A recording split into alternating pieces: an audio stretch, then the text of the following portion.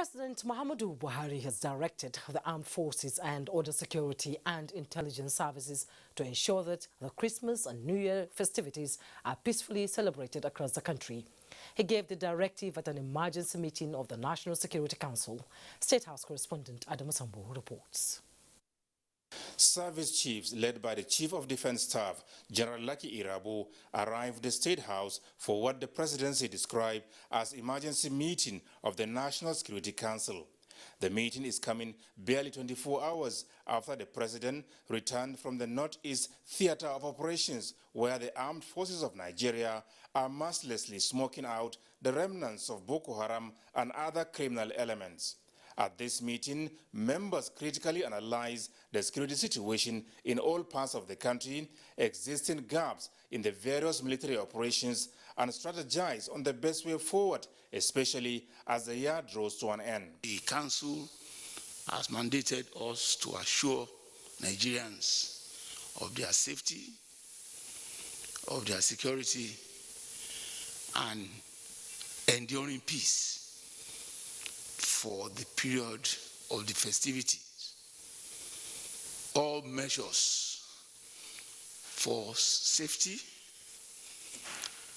and security of the Nigerian people and Nigeria are in place for a successful and happy celebration of the Yuletide and the New Year. The marching orders of the president, there is no space, there is no tolerance to any threat to security, no sparing of any terrorist.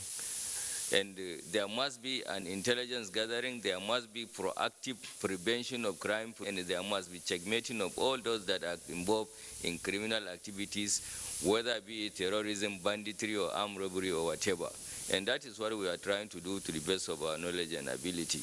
Interior Minister Rauf Arebeshola in particular described as false and misleading reports that the nation's capital Abuja is prone to violent crimes. There isn't any threat to safety and security of Abuja.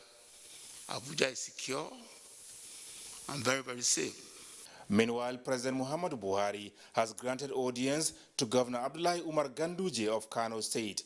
Discussions held behind closed doors centered on the challenges of security in the center of commerce and other parts of the country. Our forests are the major problems because they accommodate bandits, they accommodate terrorists, they accommodate armed robbers, and they accommodate also herdsmen who are criminals.